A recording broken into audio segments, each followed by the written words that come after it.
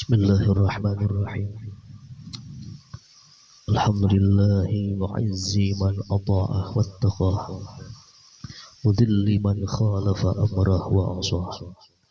Allahumma salli wa sallim wa barik ala sayyidina Muhammad alladhi la nabiyya ba'dah, wa ala alihi wa sahbihi wa mawalah.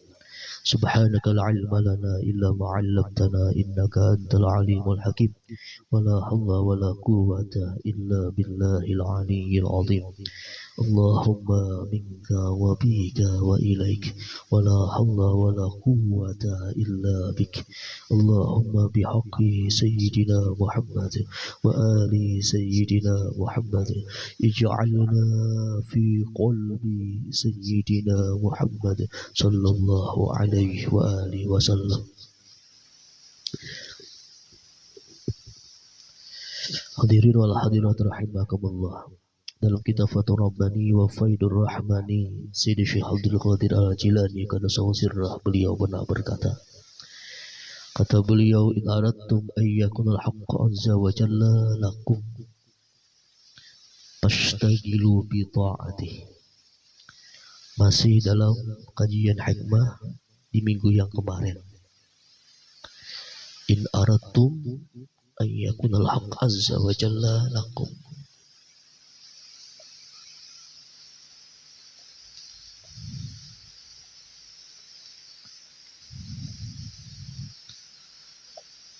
Jallalakum fashtagilu bi ta'atih. Ada 3 syaratnya. Syarat yang pertama, fashtagilu bi ta'atih. Kata Sidi Syekh Abdul Qadir Jilani qaddasallahu sirrah, jika kalian ingin bahwa Allah Azza wa Jalla selalu memberikan kebaikan bagi kalian, lakum, selalu memberikan kebaikan, keberkahan, kasih sayang bagi kalian, maka kerjakanlah 3 hal.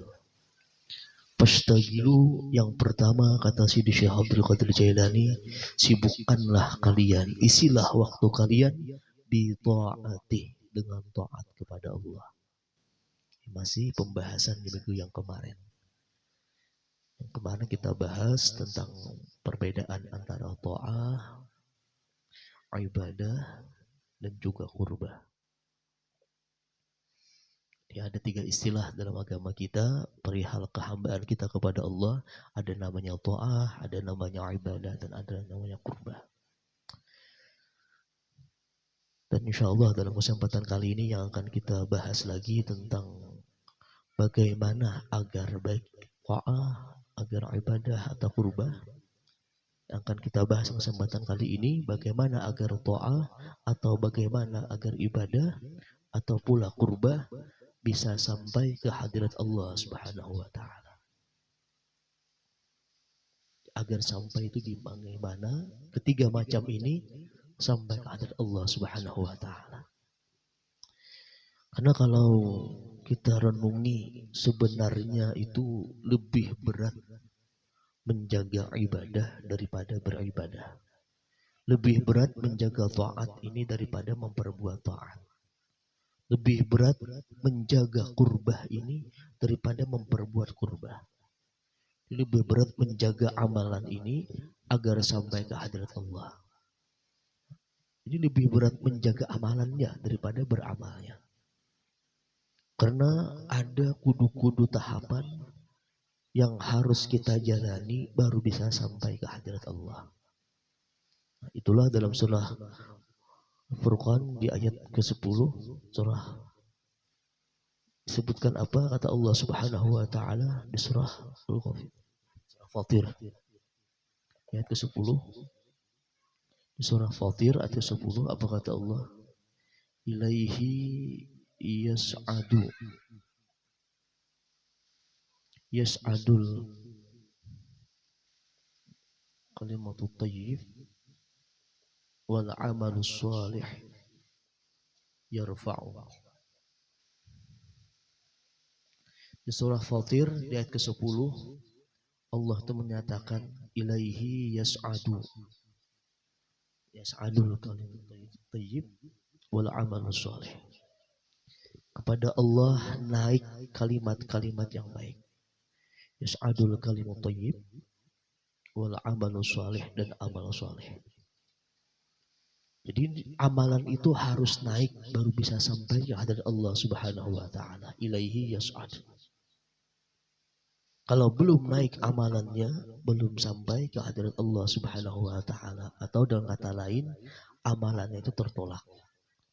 Jadi ada syarat-syaratnya agar amalan itu bisa naik ke hadirat Allah. Ilaihi yas'adul kalimut thayyib wal amalu shalih yarfa'u. Kepada Allah naiklah kalimat-kalimat yang baik dan segala amal salih itu naik. Namun ada beberapa tahapan baru bisa sampai atau baru bisa naik hadirat Allah Subhanahu wa taala. Sebagaimana disebutkan dalam sebuah hadis daripada Mu'adz bin Jabal, ini hadis Mu'adz bin Jabal.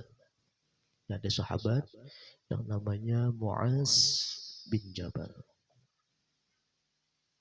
Beliau ini pernah satu saat berjalan dengan Rasulullah Sallallahu Alaihi Wasallam dalam sebuah perjalanan. Ketika itu Nabi Muhammad Sallallahu Alaihi Wasallam itu mengatakan kepada Mu'adz bin Jabal, hai Mu'adz, kata Rasulullah, aku ingin memberikan engkau sebuah hadis, aku ingin menyampaikan engkau sebuah hadis. Jika engkau hafal dan jaga hadis ini, maka akan sangat berguna untuk engkau, maka akan sangat bermanfaat untukmu. Namun jika engkau sia-siakan hadis ini, tidak engkau amalkan, maka engkau tidak akan punya hujjah di hadapan Allah Subhanahu wa taala. Nah, jadi ada beberapa tingkatan yang Rasulullah dalam sebutkan dalam hadis Mu'adz bin Jabal ini. Jadi Rasulullah ingin menyampaikan sebuah hadis. Kata Rasulullah, hai Mu'adz, aku ingin menjabarkan engkau sebuah hadis, aku ingin memberitahukan engkau sebuah hadis. Jika engkau hafal dan jaga hadis tersebut, maka akan sangat berguna untuk engkau, sangat bermanfaat untukmu. Namun sebaliknya, jika engkau sia-siakan hadis ini, engkau tidak amalkan hadis ini, maka engkau tidak punya hujjah di hadapan Allah Subhanahu wa taala. Apa kata Rasulullah Sallallahu Alaihi Wasallam, hai Mu'adz, Allah itu sebelum menciptakan 7 lapis langit, Allah menciptakan 7 orang malaikat. Di langit itu ada 7 lapis. Di sebelum Allah menciptakan 7 lapis langit, karena amal itu harus naik ke 7 lapis langit tadi. Yas'adu, naik. Harus naik ke langit ke-7. Bahwa Allah Subhanahu wa taala sebelum menciptakan 7 lapis langit, Allah ciptakan 7 orang malaikat yang menjaga langit-langit tersebut. Dan ini diperkuat surah Tabarak, surah Al-Muluk di ayat ketiga.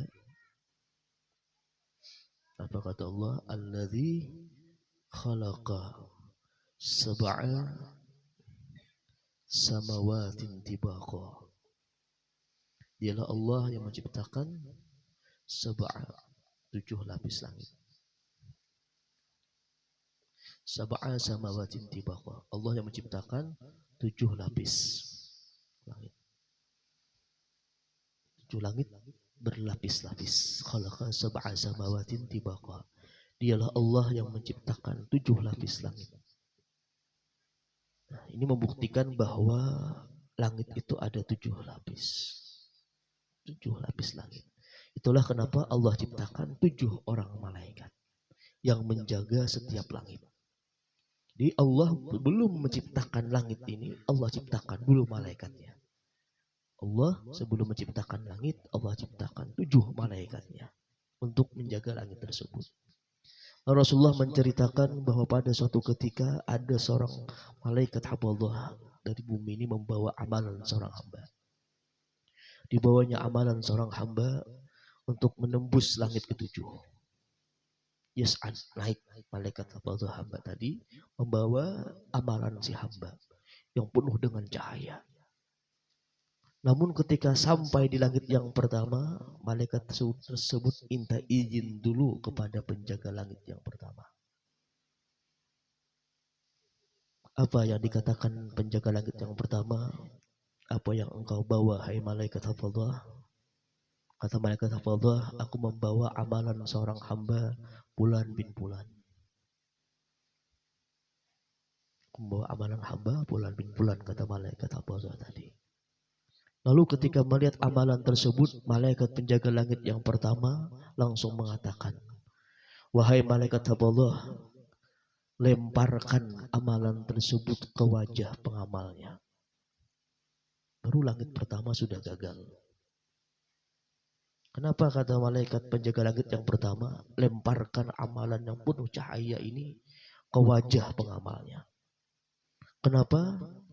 Karena orang yang mengamalkan amalan tersebut itu memiliki sifat yang tercela, yaitu sifat ghibah.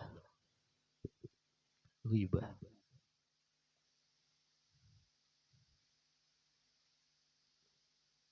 Ghibah ini menyebut kejelekan orang lain meskipun itu benar adanya. Ghibah. Kalau fitnah kan sebaliknya. Kalau kita menyebut kejelekan orang lain itu mendengar tidak nyaman, itu namanya ghibah. Orang yang mengamalkan amalan tersebut, dia itu suka menggibah manusia yang lain. Maka lemparkanlah, kata malaikat tadi, amalan tersebut di hadapannya. Karena Allah berwasiat kepadaku, berpesan kepadaku, kata malaikat penjaga langit pertama, bahwa aku tidak boleh membiarkan naik amalan orang yang suka menggibah. Baru langit pertama sudah jatuh. Berarti amalannya tertolak atau tidak diterima Allah Subhanahu wa taala. Baru langit yang pertama. Ada lagi kata Rasulullah, satu ketika lagi ada pulang malaikat, ada lagi malaikat, kata Rasulullah sallallahu alaihi wasallam, membawa amalan hamba yang penuh dengan cahaya pula. Menaiki langit yang pertama, lolos. Dia tembus langit pertama. Karena sang pengamalnya ini tidak suka menggibah orang lain. Selamat dari sifat gibah. Lolos di langit yang pertama. Namun ketika di langit yang kedua, ditahan oleh malaikat penjaga langit yang kedua. Kata malaikat penjaga langit yang kedua, wahai malaikat hafadzah, apa yang kau bawa? Dijawab malaikat hafadzah, aku membawa amalan Fulan bin Fulan. Lalu dicek-recek lagi oleh malaikat penjaga langit kedua. Ternyata apa? Ia mendapatkan sebuah kejelekan lagi dan dikatakan oleh malaikat penjaga langit kedua, lemparkan amalan ini lagi ke wajah pengamalnya. Lemparkan lagi amalan ini ke wajah pengamalnya. Kenapa?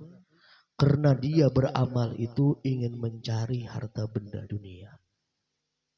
Karena dia beramal, tujuannya ingin mengumpulkan harta sebanyak-banyaknya. Dan aku, kata malaikat-malaikat yang kedua, diperintah Allah, diwasiati Allah. Untuk apa? Untuk tidak membiarkan amalan orang yang cinta dunia, yang mengumpulkan harta benda dunia ini, untuk naik ke hadirat Allah Subhanahu wa taala. Dia mencari dunia. Ditahan oleh malaikat. Nah, kalau ada orang beramal untuk mencari harta benda dunia, mengumpulkan harta sebanyak-banyaknya, baru langit kedua sudah gugur amalannya atau tidak diterima Allah Subhanahu wa taala. Nabi bercerita lagi, wahai Mu'az, Rasulullah, suatu ketika lagi ada malaikat yang membawa amalan hamba yang penuh dengan cahaya pula. Tembus langit pertama, tembus langit kedua, karena pengamalnya tidak ada ghibah, pengamalnya tidak mencari harta benda dunia, tidak mengumpulkan harta sebanyak-banyaknya dengan amalannya. Namun ketika langit yang ketiga, ditahan lagi oleh malaikat yang ketiga. Ditahan oleh penjaga langit yang ketiga. Apa kata penjaga langit yang ketiga? Wahai malaikat Allah, apa yang kau bawa? Aku membawa amalan Fulan bin Fulan. Lalu dicek dan recheck lagi oleh malaikat penjaga langit yang ketiga. Lalu apa kata dia yang ketiga? Wahai malaikat Allah, lemparkan lagi amalan tersebut ke wajah pengamalnya. Kenapa? Karena si pengamal amalan ini, dia itu memiliki sifat takabur, sifat sombong, takabur.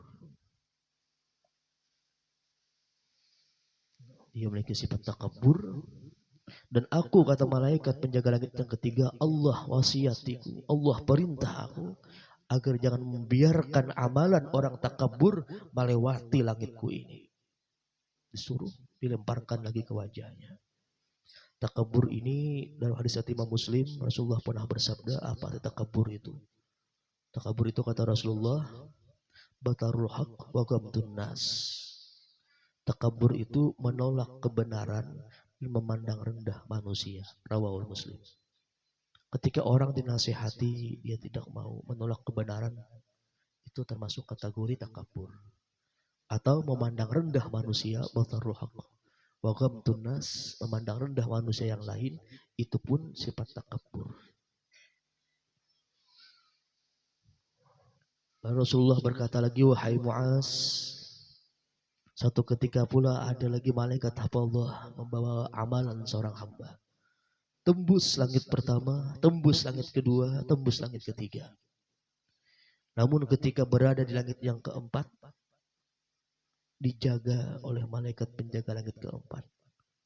Dan ditanyakannya, wahai malaikat Allah, apa yang kau bawa? Aku membawa amalan bulan bin bulan. Lalu dicek dan dicek lagi oleh malaikat penjaga langit yang keempat. Ternyata apa? Dia menemukan kejelekan lagi dalam amalannya. Dan dia berkata, wahai malaikat Allah, lemparkan lagi amalan tersebut ke wajah pengamalnya. Lemparkan lagi amalan tersebut ke wajah pengamalnya. Kenapa? Karena kata penjaga langit yang keempat, dia itu memiliki sifat ujub, bangga dengan dirinya. Ujub. Dia takjub, dia berbangga dengan dirinya karena bisa mengamalkan amalan ini. Dia bisa sholat tahajud, orang lain tidur. Dia merasa lebih baik pada teman-temannya. Dia merasa lebih mulia dari orang sekampungnya. Ini adalah ujub, bangga, takjub dengan dirinya. Dan aku, kata penjaga langit yang keempat, Allah wasiatiku, Allah perintah aku agar jangan membiarkan amalan orang ujub melewati langit keempat. Di amalannya tertolak lagi, tidak terima Allah Subhanahu wa taala. Lalu Nabi berkata lagi, wahai Mu'az, satu ketika pula ada malaikat Allah membawa amalan seorang hamba yang penuh dengan cahaya pula. Dan tembus langit pertama, langit kedua, langit ketiga, langit keempat. Namun ketika di langit yang kelima, ditanyakan penjaga langit yang kelima, wahai malaikat Allah, apa yang kau bawa? Malaikat Allah berkata, wahai penjaga langit yang kelima, saya membawa amalan bulan bin bulan. Lalu dicek dan dicek lagi oleh penjaga langit yang kelima. Dan ternyata dia pun menemukan kejelekan lagi dalam amalannya. Dan dikatakan penjaga langit yang kelima, wahai malaikat Allah, lemparkan lagi amalan ini ke wajah pengamalnya. Kenapa? Karena si pengamal ini ada memiliki sifat hasad, sifat dengki. Iri masih diperbolehkan, kalau dengki jangan. Karena kalau iri, misal kawan rajin sedekah, diperintah, disuruh. Iri, misal kawan itu rajin salat tahajud, kita disuruh untuk menirunya. Tapi kalau dengki itu menghancurkan seseorang. Tidak nyaman ketika mendapatkan orang lain mendapatkan nikmat. Dengki itu tidak merasa nyaman ketika orang lain mendapatkan nikmat. Dengki. Ada hadis yang Imam Bukhari. Apa kata Rasulullah? La hasada illa fisnain. Tidak boleh dengki kecuali pada dua orang. Tidak boleh iri kepada dua orang. Pertama apa? Boleh kita itu iri kepada orang yang Allah berikan harta, namun dia sedekahkan, dia habiskan di jalan yang benar. Dia senang bersedekah, mengayomi orang miskin. Itu kita boleh iri. Dan yang kedua, kata Rasulullah, kita itu boleh iri kepada orang yang Allah berikan hikmah lebih dalam dari ilmu. Karena orang hikmah ini orang yang mendapatkan buah daripada ilmu. Al-Hakim beda dengan Al-Alim. Karena orang alim belum tentu hakim, kalau orang hakim pasti alim. Orang yang Allah berikan hikmah dan dia gunakan hikmahnya untuk memutuskan perkara dan mengajarkan ilmunya. Kita boleh iri kepada dua macam orang tadi. La hasada illa bisnain. Rawahul Bukhari. Dan aku, kata malaikat penjaga langit yang kelima, Allah memberikan aku nasihat, memberikan aku perintah bahwa aku tidak boleh membiarkan amalan orang yang hasad melewati langitku ini. Lalu amalan tersebut dilemparkan lagi di wajah pengamalnya. Allah tolak amalannya. Lalu Nabi berkata lagi, hai Mu'az, suatu ketika pula ada malaikat hafadzah yang membawa amalan seorang hamba yang penuh dengan cahaya pula. Hebatnya lagi amalan tersebut tembus langit pertama, tembus langit kedua, ketiga, keempat, kelima. Namun ketika di langit yang keenam, dijaga oleh malaikat langit keenam. Dan bertanya malaikat langit keenam, wahai malaikat hafadzah, apa yang kau bawa? Kata malaikat hafadzah, aku membawa amalan bulan bin bulan. Lalu dicek dan recheck amalannya oleh penjaga langit yang keenam, dan dia pun menemukan kejelekan pula, kata Rasulullah SAW. Dan dia menemukan apa? Bahwa orang yang mengamalkan amalan ini di dalam hatinya itu tidak memiliki sifat kasih sayang. Orangnya keras, kasar. Amalannya pun tertolak. Kenapa? Karena kata malaikat penjaga langit yang keenam, aku ini Allah perintah, Allah berikan wasiat agar jangan membiarkan amalan orang yang tidak punya kasih sayang di hatinya melewati langitku ini. Jadi hati-hati, hati yang keras. Rasulullah pun ditegur Allah langsung, "Lau kunta faddan ghadhal qalbi lan faddu min haulik." Kata Allah Subhanahu wa taala, hai Muhammad, jika engkau keras, kasar, niscaya mereka itu berjauhan dari sisi engkau. Nabi sendiri dilarang Tuhan untuk kasar. Jadi ada hadis dari Ibnu Umar, Rasulullah pernah bersabda, apa kata Rasulullah? Ar-rahimun yarhahumur rahman. Orang-orang penyayang akan disayang Tuhan. Yarhahumur rahman. Di orang yang dalam hatinya penyayang itu pasti sayang Tuhan. Irhamu man fil ardi yarhamkum man fis sama. Sayangi orang yang ada di bumi, saya menyayangi engkau orang yang ada di langit. Jadi amalan orang-orang hati yang keras, kasar ini ditolak oleh Allah Subhanahu wa taala. Karena kata malaikat penjaga langit yang keenam, Allah menyuruhku untuk tidak membiarkan amalan orang yang di dalam hatinya tidak ada rasa kasih sayang kepada makhluk-makhluk Allah Subhanahu wa taala. Lalu Nabi bercerita lagi, hai Mu'az, pernah suatu ketika pula malaikat hafadzah membawa amalan seorang hamba yang penuh dengan cahaya pula. Hebatnya lagi mampu menembus langit pertama sampai langit keenam. Ditembus ya. Namun apa mau dikata, di langit yang ketujuh dijaga lagi oleh malaikat penjaga langit yang ketujuh. Dan dia bertanya, wahai malaikat hafadzah, apa yang kau bawa? Kata hafadzah berkata, aku membawa amalan bulan bin bulan. Lalu dicek dan recheck oleh malaikat langit penjaga yang ketujuh, ternyata apa? Dia menemukan satu kejelekan lagi dan dikatakan di langit ketujuh, malaikat hafadzah lemparkan lagi amalan tersebut ke wajah pengamalnya. Kenapa? Karena kata penjaga langit yang ketujuh, Allah itu memerintah aku agar jangan membiarkan amalan orang yang suka namanya disebut-sebut, orang yang suka kemasyhuran. Itu Allah Ta'ala melarang aku untuk membiarkan orang yang suka dengan namanya disebut.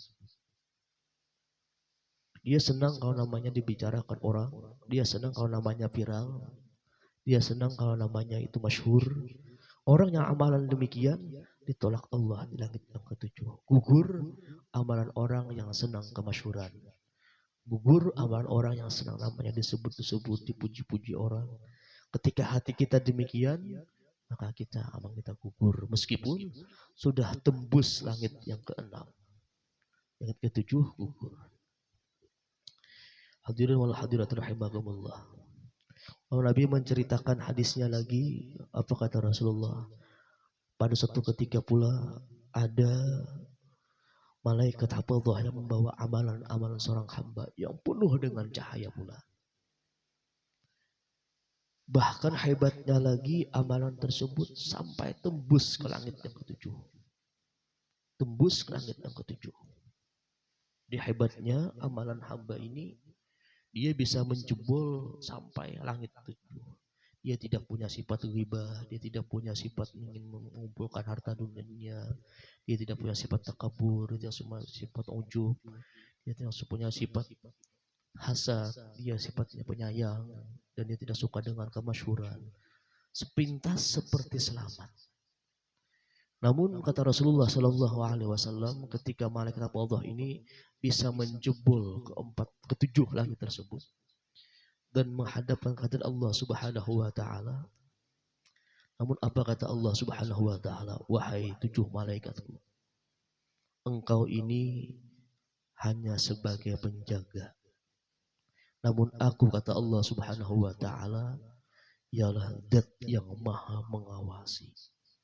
Bahkan aku ini meneliti sesuatu yang terdalam dalam hatinya. Lalu apa kata Allah Subhanahu Wa Taala? Wahai malaikat-malaikatku, lemparkanlah lagi amalan ini ke wajah pengamalnya. Kenapa kata Allah Subhanahu Wa Taala? Dia, meskipun dia itu bisa lolos dari penjagaan engkau, namun dia beramal, kata Allah, bukan ingin mengharapkan keridhaanku, namun dia mengamal ingin mengharapkan sesuatu yang lain dari diriku. Dia tidak ikhlas amalannya, dia tidak ikhlas beramal untukku. Maka kata Allah, laknatku atas dia. Ketika Allah melaknat dia, maka semua malaikat yang ada di langit, mereka pun sontak melaknat orang-orang tersebut. Padahal dia sudah lolos sampai 7 lapis langit. Namun ketika di hadapan Allah, Allah awasi, Allah cek hatinya. Ternyata hatinya tidak benar-benar ikhlas mengharapkan ridha Allah Subhanahu Wa Taala. Itu pun masih bisa gugur. Nah, itulah kenapa tadi kita katakan menjaga amal agar sama Allah itu lebih sulit daripada kita beramal. Karena beramal itu sebentar, tapi menjaga amal agar tembus sama Allah Subhanahu Wa Taala itu sangat amat berat. Di sini dulu ada yang tanyakan.